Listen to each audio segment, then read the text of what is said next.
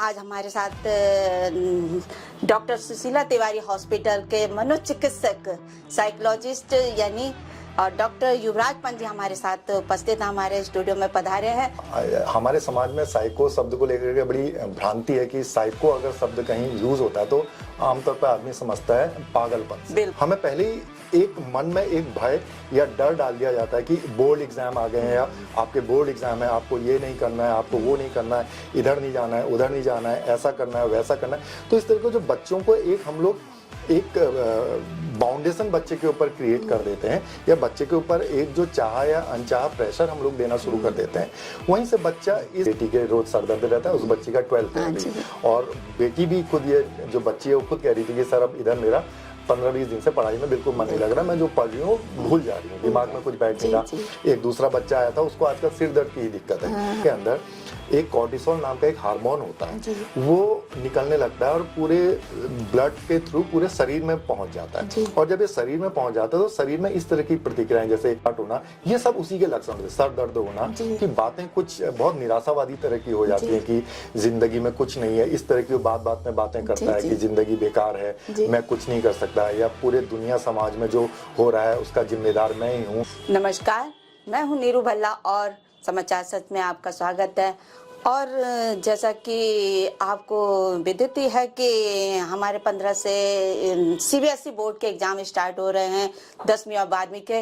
और जैसा कि आपको पता ही है कि पूरे देश में 34 लाख से भी अधिक बच्चे परीक्षा में बैठेंगे और यही परीक्षा को बच्चे किस तरह कूल होकर दें, तो आज हमारे साथ डॉक्टर सुशीला तिवारी हॉस्पिटल के मनोचिकित्सक साइकोलॉजिस्ट यानी डॉक्टर युवराज पंत जी हमारे साथ उपस्थित हमारे स्टूडियो में पधारे हैं और हम उन्हीं से इसको देखते कितनी आसानी से वो ये बच्चों को कूल होकर एग्जाम देने की सलाह देते हैं।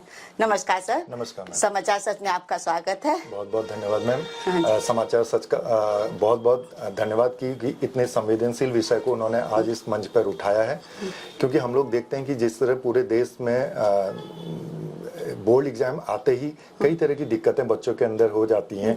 और बोर्ड एग्जाम के रिजल्ट के बाद हम लोग देखते हैं कि अक्सर न्यूज़पेपर या दूसरे मीडिया चैनल्स में हमें पता लगता है कि आज फलाने बच्चे ने आत्महत्या कर ली, फलाना बच्चा घर से भाग गया या फलाने बच्चे ने आत्महत्या की कोशिश की। तो इस तरह के कुछ गंभीर जो दुष्परिणाम इस बोर्ड एग्जाम के बाद आते हैं या बोर्ड एग्जाम से पहले बच्चे जिन परिस्थितियों का सामना करता है बच्चा, तो उनसे हम लोग कैसे निपटें, इस विषय पर समाचार सच की ये पहल का मैं बहुत बहुत स्वागत करता हूँ और धन्यवाद देता हूँ समाचार सच को कि उन्होंने इस विषय को आज उठाया है। धन्यवाद सर। डॉक्टर पंत, आज हम आपसे बड़े अनोखे विषय में बात कर रहे हैं, साइको जैसे हम कहते हैं एक चिंता तनाव एक, तो ये साइको का हिंदी में हम क्या मीनिंग कह सकते हैं जो आसानी से लोगों को समझ आ सके? हाँ, हमारे समाज में साइको शब्द को लेकर के बड़ी भ्रांति है कि साइको अगर शब्द कहीं यूज होता है तो आमतौर पर आदमी समझता है पागलपन से। बिल्कुल बिल्कुल। तो इसी भ्रांति के कारण इस समस्या होने पर, इस विषय की समस्या होने पर आदमी उपचार के लिए या दूसरी चीजों के लिए आगे भी नहीं आ पाता। जबकि हम लोग देखते हैं कि अपने दैनिक जीवन में हर व्यक्ति कहीं ना कहीं तनाव या इन सब चीजों का सामना करता है। तो साइको का आम मतलब है कि हमारा मन, कि हमारा मन और दूसरी चीज हमारा व्यवहार, कि जो भी चीज हमारे मन में है वो हमारे व्यवहार में परिलक्षित होती है या हमारे व्यवहार में दिखाई देती है। तो जो भी कुछ हमारे अंदर चल रहा है वो किस तरह से हमारे व्यवहार में परिलक्षित होता है, दिखता है, मिलता है, इसी को हम साइको बोलते हैं। ऐसा नहीं है कि मेरे को लगता है कि हर दूसरा आदमी इस डिप्रेशन और चिंता से ग्रस्त है ही है। बिल्कुल। तो सर बहुत अच्छी बात बताई आपने। जैसे कि अब ये जो हमारे अब जो सीबीएसई बोर्ड है, फिर उसके बाद उत्तराखंड के हो जाएंगे स्टार्ट, तो ये बच्चों में जो एक फीवर है एग्जाम का, हवा जैसे हम लोग बोल सकते हैं, तो इस हवा से बच्चे कैसे बाहर निकले?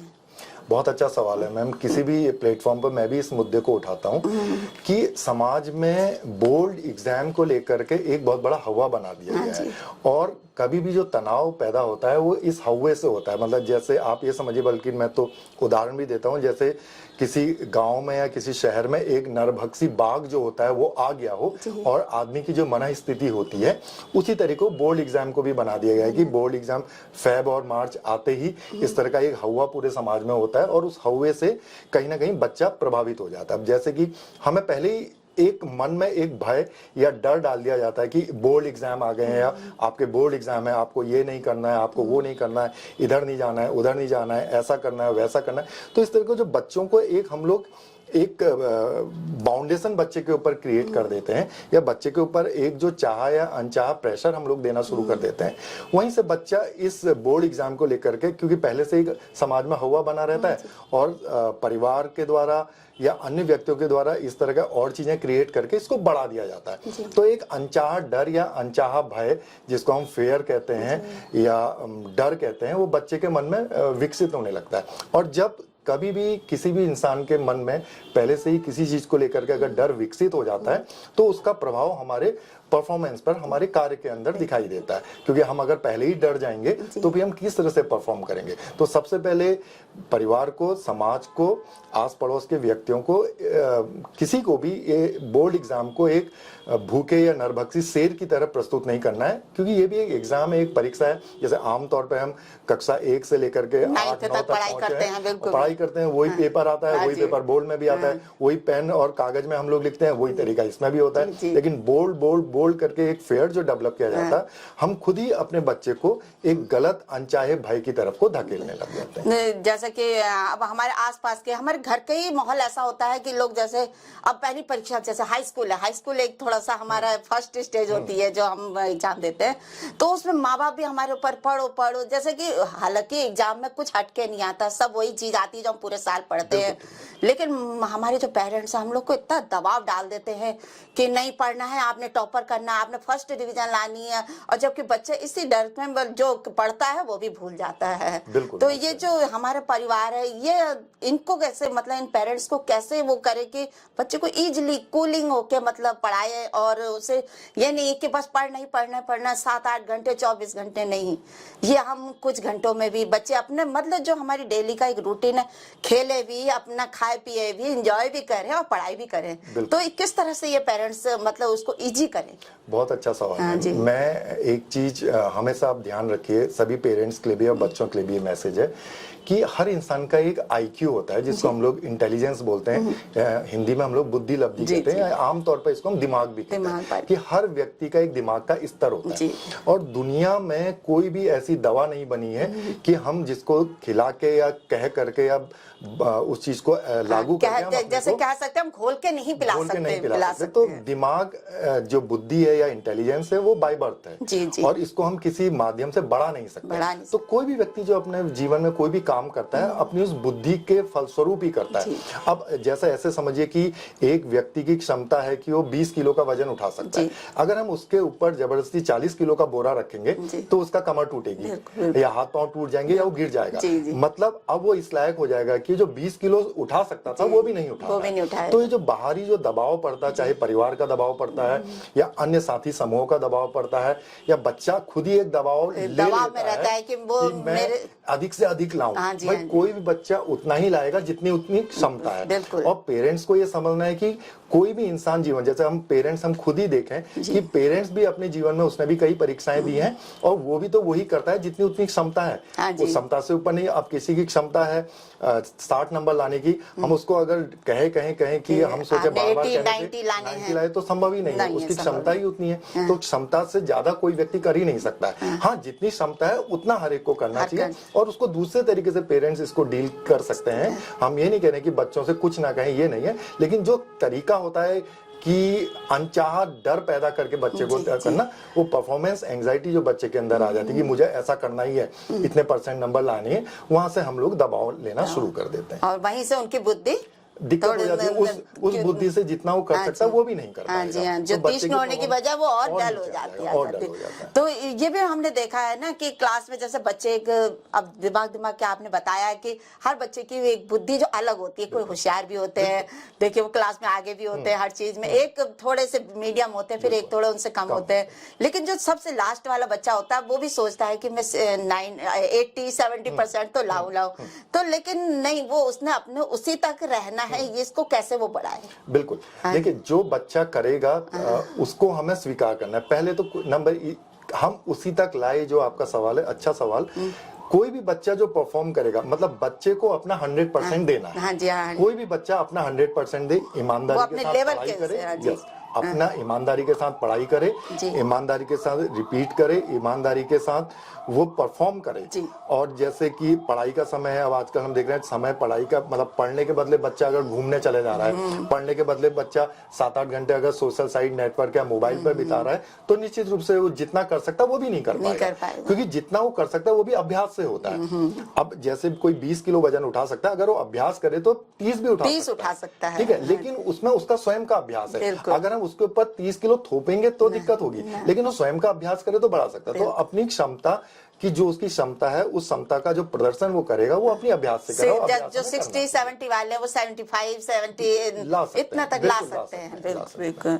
तो अगर यही प्रक्रिया जो हमारे पेपर खराब हो जाता है, जब हम एग्जाम देने जाते हैं और खराब हो जाता है, बच्चे फिर वहीं पर ही उनको एक एंजाइटी टाइप की हो जाती है कि हम लोग पता नहीं पेपर कैसा होगा और नंबर कैसे आएंगे, कहीं फेल हो गए, फर्स्ट डिवीजन नहीं आएगा तो हम आगे घर वाले कैसा रिएक्शन करेंगे, इस तरह के बच्चे भी होते हैं। बिल्कुल मैम, आपने जो बात कही इसको हम लोग मेडिकल टर्म में बोलते हैं, एक प्रकार का समस्या या दिक्कत ही बोलते हैं, जिसको हम लोग एंटीसिपेटरी एंजाइटी बोलते हैं। जैसे आपने एंटीसिपेटरी माने जो चीज नहीं होनी है उसको पहले से हम एंटीसिपेट करते हैं, उसके बारे में अनुमान लगाना शुरू कर देते हैं कि ऐसा नहीं होगा तो क्या होगा, नंबर कम आएंगे तो घर वाले क्या सोचेंगे, टीचर क्या कहेगा, पड़ोस वाले लोग क्या कहेंगे। तो ये एक उधेड़ बुन में हम लोग खुद को फंसा देते हैं और फंसाने के बाद हम उस एंजाइटी का शिकार हो जाते हैं। और हम लोग किस तरह से उस चीज को पहचान पाते हैं, जैसे एग्जाम आने से कुछ समय पहले बच्चा गुमसुम रहने लगे, बच्चे को कभी पेट में दर्द, कभी छाती में दर्द या सांस लेने में दिक्कत हो, खाना खाना छोड़ दे, उसकी नींद डिस्टरबेंस होने लगे, या तो बहुत ज्यादा सोने लगे जरूरत से ज्यादा, या नींद ही बिल्कुल कम हो जाए, खाने पीने में वो लापरवाही होने लगे, मीन्स बहुत ज्यादा खाना शुरू कर दे या खाना छोड़ दे, किसी से बातचीत ना करे, कमरे के अंदर ही बंद रहे, पढ़ाई का मन ही ना करे, या पढ़ने तो बैठ रहा है लेकिन बच्चा कंप्लेन करता है कि मेरे दिमाग में कुछ नहीं घुस रहा है, जिसको हम लोग कहते हैं अटेंशन या ये बात भी आपने बताया ना, बच्चा चाहता तो है मैं पढ़ रहा हूँ, मैं ये 7-8 घंटे दे रहा हूँ, लेकिन कुछ बच्चे ऐसे होते हैं ना, पढ़ते तो बहुत है लेकिन दिमाग में नहीं घुसता है, क्योंकि वो भूल जाते हैं, फिर वो एग्जाम के टाइम में भी वही डिप्रेशन हो जाता है उनका। ये भी एक डिप्रेशन का ही हिस्सा है। इसी को हम लोग एंटीसिपेटरी एंजाइटी बोलते हैं कि हमें अच्छा परफॉर्म करने के चक्कर में हम अनचाहे चिंता से ग्रस्त हो जाते हैं और ग्रस्त होने के फलस्वरूप उसका हमारे परफॉर्मेंस पे प्रभाव पड़ता है। इसको हम लोग एंटीसिपेटरी एंजाइटी या हमें बहुत अच्छा परफॉर्म करना है करके परफॉर्मेंस एंजाइटी, ये इस बीमारी का नाम होता है, जिसमें कि इस तरह के लक्षण हमारे व्यवहार में या हमारे शरीर में दिखाई देते हैं। तो सर फिर ये घर में पेरेंट्स लोग कैसे समझ पाए कि हमारे बच्चा मतलब इस समय बड़े परेशान है, बच्चे मतलब एग्जाम को लेकर बहुत प्रेशर में है इस समय। यही लक्षण जो मैंने अभी आपको बताए, इन लक्षणों को अगर देखें पेरेंट्स की, मेरे बच्चे में इस तरह के लक्षण हैं और हमने एक जनरल फिजिशियन को या बच्चों के डॉक्टर को दिखा लिया, उसके बावजूद भी कोई ऐसा कारण हमें समझ में नहीं आ रहा है और बच्चा अभी भी परेशान रह रहा है, अगर 5-7 दिन इस तरह की परेशानी का लगातार हो गया तो आपको जरूरत है कि आप किसी मानसिक रोग विशेषज्ञ से या मनोवैज्ञानिक से या अपने स्कूल के काउंसलर से संपर्क करें। आजकल हेल्पलाइन नंबर भी चलते हैं, तो आप ऑनलाइन हेल्पलाइन से भी इसमें मदद ले सकते हैं। अगर इस तरह की कोई दिक्कत है तो पेरेंट्स भी बच्चे के व्यवहार पर नजर रखें और इस तरह के कोई परिवर्तन अगर वो देखते हैं तो इमीडिएटली सलाह लेनी। तो सर ये जो हेल्पलाइन नंबर दे रखे हैं, इनका कैसे बच्चे लोग को कैसे पता चले? हाँ, आप इंटरनेट पे, क्योंकि हर बच्चा आज का इंटरनेट सर्फिंग करता है, आप उसमें एग्जाम रिलेटेड हेल्पलाइन डालिए, एग्जाम रिलेटेड हेल्प या हेल्पलाइन नंबर डालिए, तो ये जो नंबर आपको डिस्प्ले होते हैं, भारत सरकार की तरफ से कुछ नंबर इसमें और कुछ नंबर सीबीएसई बोर्ड की अपने हेल्पलाइन गाइडेंस चलती है, तो वहाँ ये नंबर करके वहाँ आपको मुफ्त में इसमें सलाह मिलती है। और कोई व्यक्ति अगर ठीक है वो दूरस्थ एरिया में और अगर उसके आसपास कोई ऐसे मानसिक रोग विशेषज्ञ या काउंसलर नहीं है तो वो इस हेल्पलाइन का उपयोग कर सकते हैं। अन्यथा वो जैसे कोई हल्द्वानी या इसके आसपास का या उनके आसपास कोई मनोरोग विशेषज्ञ, मनोवैज्ञानिक या काउंसलर है तो उनसे डायरेक्ट जाके भी पेरेंट्स और बच्चा स्वयं जाके सलाह ले सकता है। तो सर इस बीच में तो आप लोग के पास भी बहुत पेरेंट्स आते होंगे काउंसलिंग के लिए? आज ही की मैं बात करूं, आज 3 बच्चे मेरे पास आए थे जो जिनके घर वालों की मुख्य कंप्लेन यही थी कि मेरी बेटी के रोज सर दर्द रहता है, उस बच्ची का 12th है अभी, और बेटी भी खुद, ये जो बच्ची है वो खुद कह रही थी कि सर अब इधर मेरा 15-20 दिन से पढ़ाई में बिल्कुल मन नहीं लग रहा, मैं जो पढ़ रही हूँ भूल जा रही हूँ, दिमाग में कुछ बैठ नहीं रहा। एक दूसरा बच्चा आया था, उसको आजकल सिर दर्द की ही दिक्कत है, और जब हमने उसको जांच की, उससे बातचीत करी, बातचीत से पता लगा कि उसके अंदर एग्जाम को लेकर के स्ट्रेस है, और वही स्ट्रेस उसके शरीर में लक्षणों के रूप में साइड इफेक्ट हो रहा है, जो दिखा, क्योंकि ये सब तनाव का दुष्प्रभाव है। तो सर यही जो हमारे जो आजकल के किशोरावस्था बच्चे, ये बच्चे हुए तो किशोरावस्था ही हुआ, युवावस्था भी हुए, जो जवान लड़के लड़कियों में जो नर्वसनेस हो गई है, और इसी फितूर जो दिमाग में घुस गया, आत्महत्या, सुसाइड करना, और जो स्ट्रेस, ये चिंता, तनाव हुआ, तो ये कैसे दूर करे बच्चे? देखिए, तनाव होना एक बहुत स्वाभाविक प्रक्रिया है। आप सब बच्चों को या अभिभावकों को मेरा संदेश है कि तनाव होना एक बहुत सामान्य प्रक्रिया है, क्योंकि जब तक हमें किसी कार्य को करने के लिए तनाव नहीं होगा तो हम उस कार्य को कर नहीं पाएंगे। जैसे बहुत छोटा एग्जाम्पल है, आपसे हमारी एक आज के इस मीटिंग की, इस वार्ता का टाइम फिक्स हुआ था, और आपके बीच में हमारी एक बात हुई थी कि हम 2:30 बजे मैं यहाँ पर उपस्थित हूँ, और 2:30 बजे के जब मैंने आपको एक टाइम दे दिया कि 2:30 बजे आपके पास आना है, तो वहीं पर एक हल्का तनाव मेरे अंदर पैदा हुआ कि मेरे को अपना काम समय से निपटाना है, और 2:30 बजे मुझे समाचार सच के चैनल के पास जाना है। तो ये एक तनाव ने मुझे काम करने के लिए प्रेरित किया, और टाइमली मैं इस काम को कर पाया, और 2:30 बजे यहाँ पर मैं उपस्थित था। तो यहाँ तक नॉर्मल है। लेकिन जब ये तनाव जरूरत से ज्यादा होता है, और ये तनाव होता क्या है, तनाव के दौरान हमारे शरीर के अंदर एक कॉर्टिसोल नाम का एक हार्मोन होता है, वो निकलने लगता है, और पूरे ब्लड के थ्रू पूरे शरीर में पहुंच जाता है, और जब ये शरीर में पहुंच जाता है तो शरीर में इस तरह की प्रतिक्रियाएं, जैसे हार्ट होना, ये सब उसी के लक्षण होते हैं, सर दर्द होना, तो ये सब तनाव के लक्षण होते हैं। और जब हम तनाव का सामना अपनी वास्तविक परिस्थितियों को स्वीकार करके कर लेते हैं, भाई जब भी तनाव होता है, तनाव तब होता है जब विपरीत परिस्थितियां हमारे सामने आती हैं। तो अगर हम विपरीत परिस्थितियों को स्वीकार कर लेते हैं तो हमारा तनाव हमारे ऊपर हावी नहीं होता है। जब हम विपरीत परिस्थितियों को स्वीकार नहीं कर पाते हैं तो तनाव हमारे ऊपर हावी होगा, और उसके बाद हम लोग कई बार उससे निकलने की कोशिश करते हैं, और कई लोग उसमें सफल हो जाते हैं। कुछ लोग डॉक्टरी सलाह लेते हैं, कुछ लोगों को दवाइयों की जरूरत पड़ती है। जो लोग इन सब चीज से अलग रहते हैं और स्वयं में निकल नहीं पाते हैं, या डॉक्टरी सलाह से या कुछ समय बाद इस तनाव से नहीं निकल पाते हैं, तो वो लोग तनाव जब एक्सट्रीम अवस्था पे पहुंच जाता है, या स्ट्रेस जब एक बहुत गहरी अवस्था में चला जाता है, तो उसको हम लोग डिस्ट्रेस बोलते हैं। और डिस्ट्रेस की अवस्था में कई बार जब हम डिस्ट्रेस का सामना नहीं कर पाते हैं तो व्यक्ति के अंदर इस तरह के विचार की जीवन बेकार है, हम जी के क्या करेंगे, हमारा कोई नहीं है, मैं बेकार हूं, अपने को बड़ा दीन और हीन समझने लगता है, और ऐसे में व्यक्ति आत्महत्या के जैसे कदम भी उठाता है। और जब व्यक्ति, एक बहुत इंपॉर्टेंट बात इस चैनल के माध्यम से, कि जब व्यक्ति आत्महत्या के विचार जब किसी भी इंसान के मन में आते हैं, चाहे वो बच्चा है, चाहे बड़ा हो, चाहे बुजुर्ग हो, क्योंकि हर वर्ग का व्यक्ति आत्महत्या कर सकता है, तो जब भी उसके शरीर में इस तरह के परिवर्तन आते हैं या आत्महत्या के विचार उसके मन में आने लगते हैं, तो उसमें कुछ विशेष प्रकार के बदलाव व्यक्ति के अंदर होने लगते हैं। लेकिन ये जो आप बोल रहे हैं ना, जो बदलाव, लेकिन हम हिंदुस्तान में ये है, हमारे अपने परिवार में हम लोग ये समझ नहीं पाते हैं। ये बदलाव हम देखते तो हैं, लेकिन उसको एक्सेप्ट नहीं करते हैं। हमारे परिवार में भी होते हैं, जैसा आपने बताया, बच्चे तो थोड़ा सा अलग दिखते हैं, लेकिन जो बड़े होते हैं वो काफी प्रक्रिया दिखाते हैं, लेकिन हम लोग इस चीज को एक्सेप्ट नहीं करते। तो आपने वो चीज सही बताई है कि ये इस तरह से फैमिली कैसे समझे कि ये हमारे घर में हमारे पापा है, हमारी मम्मी है, या हमारे बच्चे हैं, जो भी दादा दादी बुजुर्ग, क्योंकि आपने कहा बुजुर्ग तक आते हैं, तो कैसे समझे कि ये आत्महत्या करना मतलब ये जिंदगी से वो हो गए हैं कि अब ये नहीं जीना चाहते हैं। इसमें जो मुख्य परिवर्तन आता है कि सबसे पहले जो व्यक्ति आत्महत्या की जैसी टेंडेंसी जब उसके मन मस्तिष्क में आने लग जाती है, उसके बाद उसकी बातें कुछ बहुत निराशावादी तरह की हो जाती है कि जिंदगी में कुछ नहीं है। इस तरह की वो बात में बातें करता है कि जिंदगी बेकार है, मैं कुछ नहीं कर सकता, या पूरे दुनिया समाज में जो हो रहा है उसका जिम्मेदार मैं ही हूँ, हर खराब चीज की जिम्मेदारी खुद के ऊपर लेने लगना, और बीच बीच में वो कहना भी लगता है कि अब मैं जी नहीं सकता, या मैं जी के क्या करूंगा, तो मैं क्यों ना, जिंदगी बेकार है। अगर इस तरह के वर्ड्स वो यूज कर रहा है, ये समझ लीजिए कि ये अलार्म है।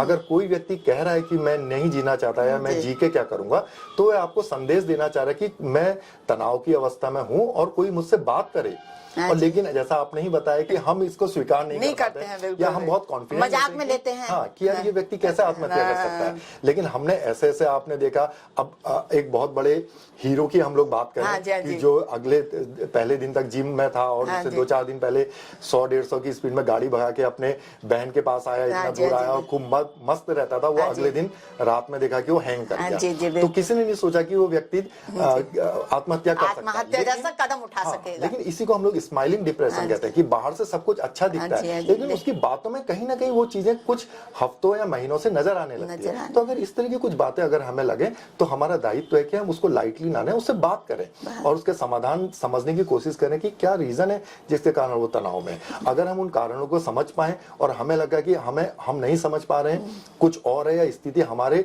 लेवल से बहुत ज्यादा है, तो आपको किसी मानसिक रोग या मनोरोग विशेषज्ञ की मदद लेनी चाहिए। जी। लेकिन इस स्थिति को आपने भागना या बचना या उसके इस व्यवहार को आपको हल्के में नहीं लेना है। इमीडिएटली आपको एक्शन लेना है और अगर आप एक्शन लेते हैं तो निश्चित रूप से हम एक व्यक्ति को आत्महत्या करने से रोक सकते हैं और भविष्य में भी फिर उस व्यक्ति के ऊपर हमें नजर रखने की जरूरत है, क्योंकि मेडिकल साइंस ये कहता है कि अगर कोई व्यक्ति जिंदगी में एक बार आत्महत्या के विचार आते हैं या कोशिश करता है तो भविष्य में उसके होने या करने की संभावना बनी रहती है। तो ऐसे व्यक्ति को इमीडिएटली डॉक्टरी सहायता की जरूरत है, उसका उपचार किया जाना चाहिए। जी, तो ये बहुत अच्छे सवाल का आपने हमारे जवाब दिया।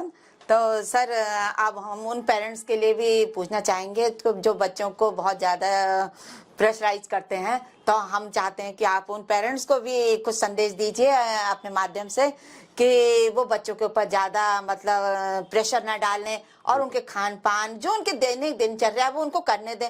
हालांकि एक बड़ा बुरा समय आया हमारे पिछले 2 सालों में कि मोबाइल का एक हमारे बच्चों के आदत में हो गया। कुछ नहीं तो चलो पढ़ नहीं रहे तो मोबाइल पकड़ लो, मतलब सोशल मीडिया ने एक बच्चों का एक काफी डिसबैलेंस जो इनकी लाइफ है बड़ी डिसबैलेंस करती है। तो सर एक तो हम उन पेरेंट्स के लिए भी कहना चाहेंगे जो मोबाइल भी दें, ऐसा नहीं है कि जो चीज जरूरी है तो जरूरी है, हर चीज एंटरटेनमेंट भी जरूरी है।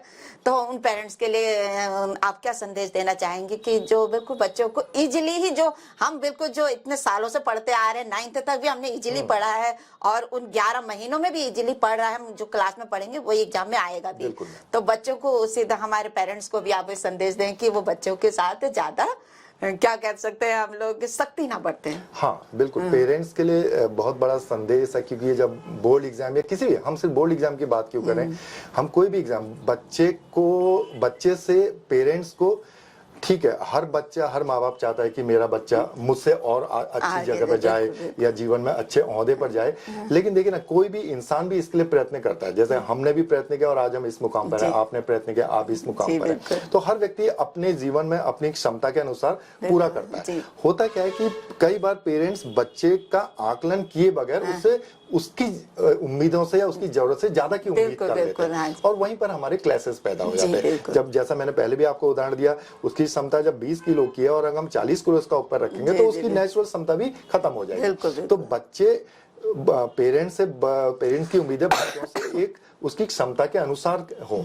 और अगर पेरेंट्स को लगता है कि हमारे बच्चे की क्षमता क्या है तो उसके लिए मनोवैज्ञानिक लोग हैं, मानसिक रोग विशेषज्ञ हैं, उनसे मिलिए, वो आपको बताएंगे कि आपके बच्चे की क्षमता क्या है, आपके बच्चे की रुचियां क्या हैं, किस एरिया में वो बच्चा, क्योंकि आजकल तो बड़े बड़े शहरों में मेट्रोपॉलिटन सिटीज में ये सब सुविधाएं उपलब्ध हैं कि पेरेंट्स बच्चे को कैरियर काउंसलिंग करवाते हैं, पेरेंट्स बच्चे को स्कूल काउंसलिंग करवाते हैं, वो देखते हैं कि मेरा बच्चा किस, अब पेरेंट्स चाहता है कि मेरा बच्चा डॉक्टर बने, बच्चा चाहता है कि मैं आर्टिस्ट बनूं, तो ये जब ये कॉन्फ्लिक्ट्स पैदा होते हैं तो निश्चित रूप से तनाव होगा।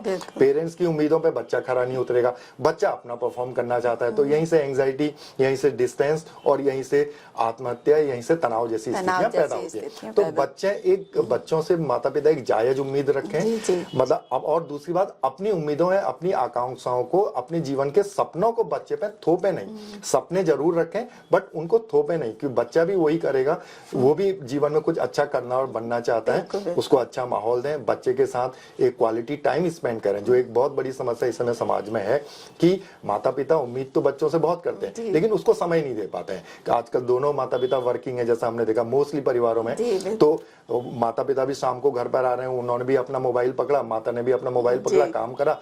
एक घर पे हम कई इस तरह के मीम्स भी हम लोग देखते हैं कि बच्चा माता पिता तीनों अपने अपने मोबाइल में सोशल साइट्स में इन्वॉल्व हैं और कब कैसे समय जा रहा है, वो जो गैप बन गया है जी। तो बच्चों से बातचीत करें, उनके दिन भर उन्होंने क्या किया, क्या उनकी आवश्यकताएं हैं, क्या हमसे क्या उनकी वो चाहते हैं कि हम किस तरह उनका इमोशनली और फिजिकली क्या साथ दें। तो ये सब बच्चे से बातचीत करें, बच्चे के साथ क्वालिटी टाइम स्पेंड करें और जो भी बच्चे के परिणाम आते हैं उसको सबसे महत्वपूर्ण बात है उसको स्वीकार करें। बिल्कुल, क्योंकि आपकी उम्मीदें बच्चे के परिणाम नहीं बदल सकती है। हाँ, बच्चे को प्रेरित करें, मोटिवेट करें, बहुत हाई एक्सपेक्टेशन जो हम लोग कहते हैं, बहुत अधिक उम्मीदें या बहुत अपनी आकांक्षाएं बच्चों के साथ नहीं थोपनी है कि मेरा बच्चा ऐसा करे, ऐसा हो, मेरे अनुसार ही बने। हम बच्चे को शेप दे सकते हैं लेकिन अपने अनुसार के हम नहीं डाल सकते, वो नहीं डाल सकते। तो सर क्या ये जो एग्जाम का जो सिस्टम है फिर वह क्या सही भी है क्या, ये इसके बारे में आप क्या कहेंगे? हाँ मैम, जैसा आपने देखा कि इसी बात को ये पूरे देश में एक चर्चा का और बहस का विषय बना है कि क्या हमारी परीक्षा प्रणाली में क्या कुछ ऐसे मूलभूत सुधार किए जाएं। तो इन्हीं को देखते हुए अभी हमने देखा कि नई शिक्षा प्रणाली भी सरकार लेकर के आई है और एक चीज और हमें सुनने को मिली है कि अब कक्षा 10 का बोर्ड की परीक्षाएं शायद अगले साल से हट रही हैं। जी। तो सीधे बच्चा 12th का बोर्ड देगा, 10th का बोर्ड हट जाएगा। मतलब जो एक अर्ली एज में जो एक बोर्ड का खौफ जो बच्चे के मन में रहता है वो खत्म हो रहा है। बच्चा पास करते हुए 12th तक जाएगा और बच्चों को अपने विषय, अपने इच्छा अनुसार अपने विषयों को चुनने की भी स्वतंत्रता इस नई शिक्षा प्रणाली में आ रही है। तो कई चीजें सुधार हो रहे हैं, कई और सुधार होने की जरूरत है।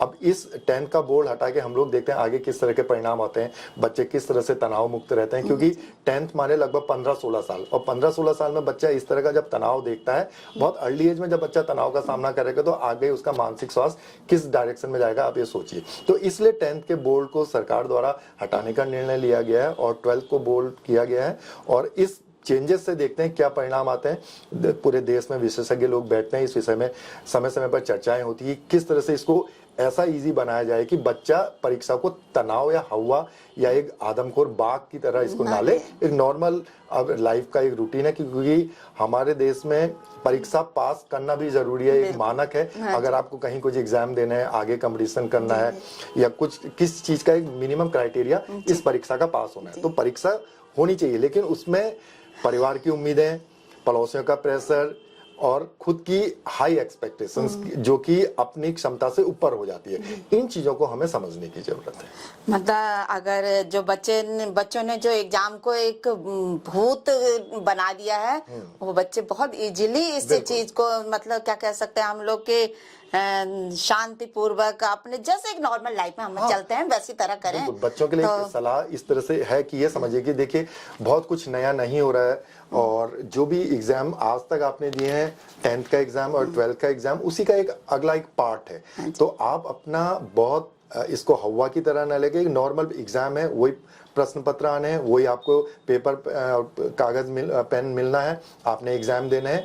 अपने रूटीन में बहुत ज्यादा परिवर्तन मत करिए। आप ये सोचिए कि मैं अगर 12 घंटा 15 घंटा बैठ जाऊंगा और इसके कारण मैं पास हो जाऊंगा, तो एक अनचाहा स्ट्रेस, क्योंकि अब एग्जाम का समय नजदीक है और सब चीजें एक साथ अगर मिक्सअप हो जाएंगी तो वह आपके इसके कारण भी आप सब कुछ अस्त व्यस्त या जिसको हम कहते हैं मैस हो जाना, तो मैस की स्थिति होगी। जो आप रूटीन जितना भी पढ़ रहे हैं उसमें अपने एक्स्ट्रा जो आपके कार्यकलाप जीवन के, जैसे बहुत ज्यादा मोबाइल जो आप देख रहे हैं उसको थोड़ा कटौती करिए और अच्छा खाइए, पौष्टिक भोजन लीजिए और इसके अलावा थोड़ा बहुत व्यायाम, योगा, रिलैक्सेशन, मेडिटेशन ये सब कीजिए, बाहर टहलने भी निकलिए, लेकिन क्वालिटी टाइम पढ़ाई को दीजिए निश्चित रूप से, क्योंकि अब पढ़ाई आपके परफॉर्मेंस, जब आप पढ़ेंगे तभी आप उसको लिख भी पाएंगे। लेकिन उसको ये कि हम सिर्फ घंटों घंटों पढ़े जा रहे हैं, बाकी चीज़ों से हम लोग कट ऑफ हो रहे हैं, ऐसा नहीं करना है। थोड़ा बहुत कटौती अपनी दैनिक दिनचर्या में जरूर करिए। जितना आप माना 5 घंटा पढ़ते हैं तो 7 घंटा पढ़ लीजिए। ऐसा नहीं कि 12, 15, 17 घंटे पढ़ रहे हैं और अपनी दैनिक दिनचर्या पूरी तरह प्रभावित हो रही है, ऐसा आपको नहीं करना है। थोड़ा एंटरटेनमेंट या मनोरंजन के जो चैनल साधन है, थोड़ा लाइट म्यूजिक सुनना, अब थोड़ा थोड़ा एंटरटेनमेंट चाहिए जिससे आपको मन मस्तिष्क को भी एक रिलैक्सेशन मिलता है। ये सब करेंगे तो निश्चित रूप से, और जो भी आपके परिणाम, सिर्फ आपको कर्म करना है। और कोई भी व्यक्ति अपने जीवन में अच्छा कर्म करना चाहता है, ये मान के चलिए, और आप सिर्फ अपना कर्म करिए और फल जो आप जिस हिसाब से आपने कर्म किया उससे आपको फल मिलेगा। और जो भी आपको फल मिलता है उस फल को आपको स्वीकार करना है और आगे की उस रणनीति बनानी है। अगर आपको लगता है कि मैं इससे और अच्छा कर सकता था तो अगले साल और प्रयास करिए। आपको लगता था कि नहीं इतना इतना मेरा ठीक है तो अपने कैरियर में आगे की तरफ को बढ़िए। ये मेरी भी शुभकामनाएं हैं सभी बोर्ड के परीक्षार्थियों को या अन्य परीक्षार्थियों कि खुले मन से आराम से परीक्षा दें। ये कोई इसको हवा ना बनाए, एक आम एग्जाम की तरह इसको ट्रीट करिए, देखिए आपके परिणाम बड़े सुखद होंगे। बहुत बढ़िया सर। देखिए बच्चों को और पेरेंट्स सभी लोगों को ये बहुत अच्छा संदेश गया है सर की तरफ से। और ये थे हमारे साथ डॉक्टर युवराज पंत जी, और जिन्होंने आज बच्चों के लिए बहुत पढ़ाई को बहुत इजीली बताया और बनाना भी है। हमें इस तरह नहीं अपने चिंता तनाव लेके हमें इसे पढ़ना भी नहीं है और ना हुआ बनाना है। और बच्चों को हम भी इसी तरह शुभकामनाएं देंगे कि वो इस तरह आगे बढ़ें और अपने जीवन को इसी तरह सरल तरीके से चलें आगे बढ़ने के लिए। और अगर आपने हमारा चैनल अभी तक सब्सक्राइब नहीं किया है तो हमारे चैनल को सब्सक्राइब कीजिए।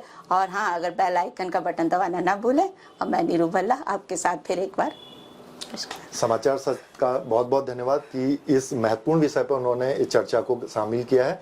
और उम्मीद है कि इस तरह के जो समाज के अन्य मुद्दे हैं हमारे समाज में, उस पर हम आगे फिर चर्चा करेंगे। आप सभी दर्शकों का बहुत बहुत धन्यवाद। नीरू भल्ला जी का और चौहान साहब का समाचार सच को बहुत बहुत धन्यवाद।